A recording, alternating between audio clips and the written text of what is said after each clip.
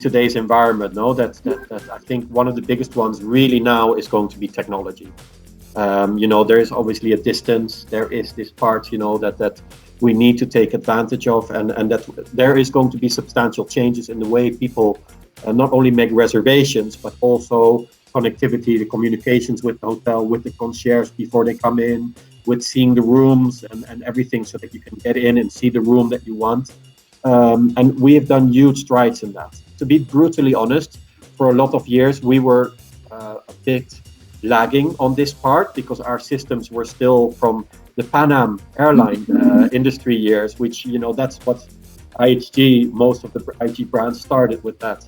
But we have invested a ton of money, and also over the last years, done our new IT system. So we've really done a quantum leap and are now really at the forefront on this. With everything is pretty much cloud-based. There's a lot of connectivity and interaction from an IT perspective with the owners, with the clients, and also on an operational, obviously, level. So those are really the two big ones, technology and really getting that full integrated and then guest experience platform set up, and that's now all being done.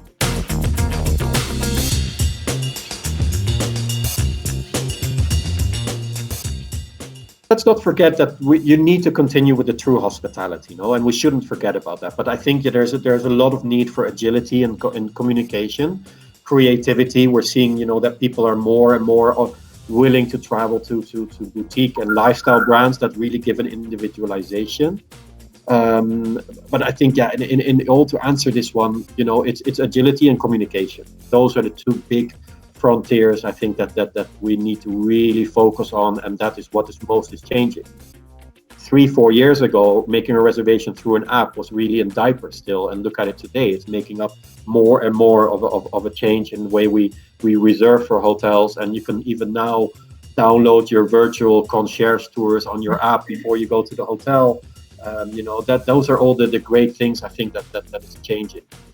Just want to reiterate again, let's not forget about these human skills. So we've also invested and keep on investing in a ton of training on this as well. So and especially in today's environment, which I hope in the midterm, we'll be able to work out of that again. But in today, with all the people coming to our hotels, there's obviously the COVID, the distancing, the cleanliness, and how do you service in this environment? And that takes also a lot of training that we're putting in place.